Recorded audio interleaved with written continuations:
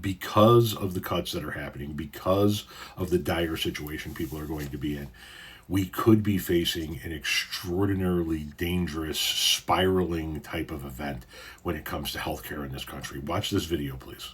I don't want to be the bearer of bad news, but I am seeing a lot of you in the comments saying that if these ACA subsidies expire, you're going to have to just drop your insurance. A lot of you.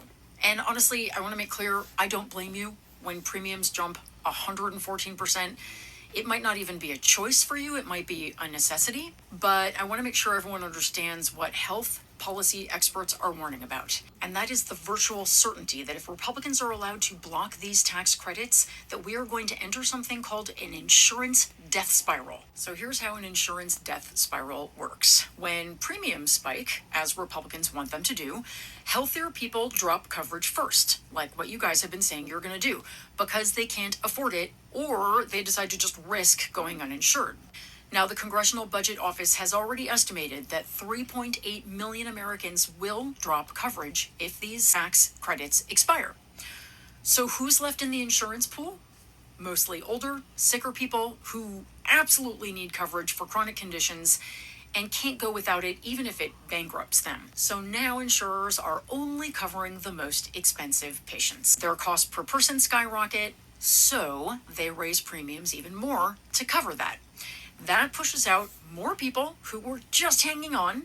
Premiums go up again, more people leave, and it spirals. Eventually, the market collapses entirely, insurers pull out, and there's no coverage available to buy at any price. That's why it's called a death spiral. Now, Blue Cross Blue Shield is already warning about this exact thing in their rate filings. They said they expect healthy people to drop coverage, which will cause premiums to increase by another 6.6% on top of everything else. That right there is the sound of the death spiral starting. Now, healthcare providers are projected to lose $32 billion in revenue in 2026 if these subsidies expire.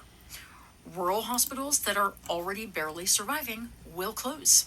Some counties might have no insurers and no hospitals at all. So not only are rates now skyrocketing, but the availability of care is plummeting. But this is what Republicans are choosing. They know this will happen. They have been warned by insurers, by hospitals, by economists, and they're still blocking the extension of these subsidies so that they can protect those tax cuts for billionaires. So if you're one of the millions of people who's about to lose coverage or can't afford the new premiums, please don't just accept it. Call your representatives. Tell them you can't afford a 114% premium increase. Tell them about the rural hospitals in your area that will close. Tell them you will remember this in November. Because once this death spiral starts, it's incredibly hard to stop. And Republicans need to know there will be consequences for letting it happen.